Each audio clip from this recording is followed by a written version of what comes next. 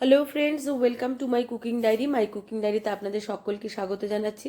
আজকে আমি নিয়ে এসেছি নিরামিষ আলু ফুলকপির ডালনা, যেটা কিন্তু রুটি বা পরোটার সঙ্গে, গরম ভাতের সঙ্গে বা খিচুড়ির সঙ্গে খেতে কিন্তু দারুণ লাগে। আর এটা খুব কম মশলা দিয়ে আমি তৈরি করছি। মশলা আমি এখানে নিয়ে নিয়েছি সাদা জিরে, আদা আর কাঁচা লঙ্কা। এটাকে আমি মিক্সিতে ভালো করে পেস্ট করে নেব।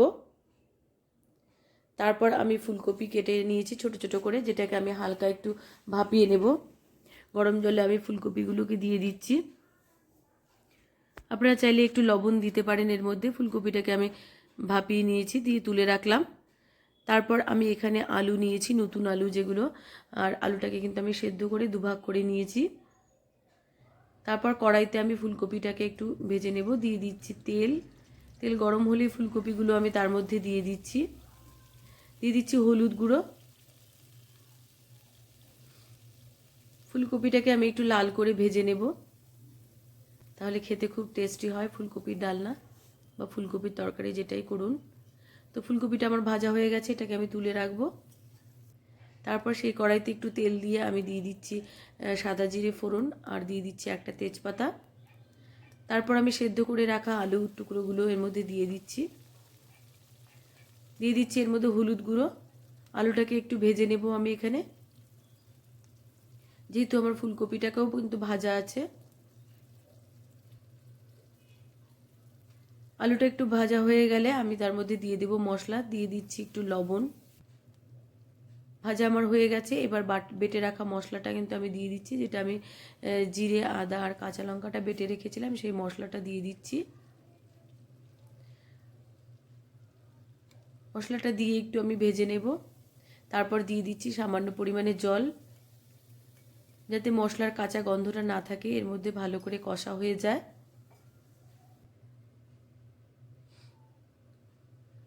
তারপর আমি আরেকটু হলুদ গুঁড়ো দিয়ে দিচ্ছি। তারপর দিয়ে দিচ্ছি আমি লঙ্কার গুঁড়ো, যেটা কালারের জন্য আমি ইউজ করছি।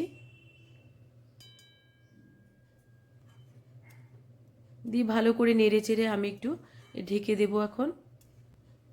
তারপর টমেটোর টুকরোগুলো দিয়ে দিলাম। এখানে আমি একটা টমেটো দিয়েছি। দিয়ে আমি একটু ঢেকে দিলাম, যাতে করে মশলাটা ভালো কষা হয়ে যায়।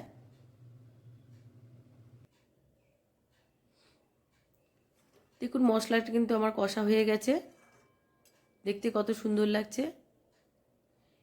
এবার মশলা যেহেতু কষা হয়ে গেছে, তাই জন্য ভেজে রাখা ফুলকপিগুলো আমি এখানে দিয়ে দিচ্ছি। এবার ফুলকপি আর আলুটাকে একটু ভালো করে মিশিয়ে নেব। হালকা করে একটু ভেজে নিচ্ছি, যাতে মশলাগুলো, ফুলকপি, আলু সব কিছু একসাথে মিশে যায়। দিয়ে দিচ্ছি পরিমাণ মতো লবণ। লবণ আমি প্রথমেও দিয়েছি, তো আপনারা প্লিজ একটু দেখে দেবেন। তারপর দিয়ে দিচ্ছি আমি পরিমাণ মতো জল। যেহেতু তরকারিটা একটু ঘনই হবে, তাই জন্য জলটা কিন্তু একটু খুব কমই দিচ্ছি। তারপর আমি ঢেকে দেব।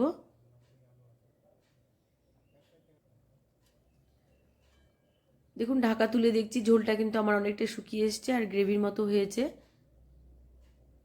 তারপর ছড়িয়ে দিচ্ছি আমি গরম মশলা গুঁড়ো।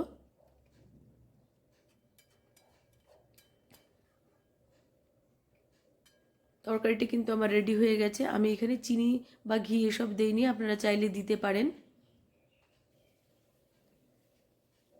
তো রান্না কিন্তু আমার কমপ্লিট হয়ে গেছে। তো আজকে রান্নাটা আপনাদের কেমন লাগলো প্লিজ কমেন্ট করবেন, লাইক শেয়ার করতে ভুলবেন না।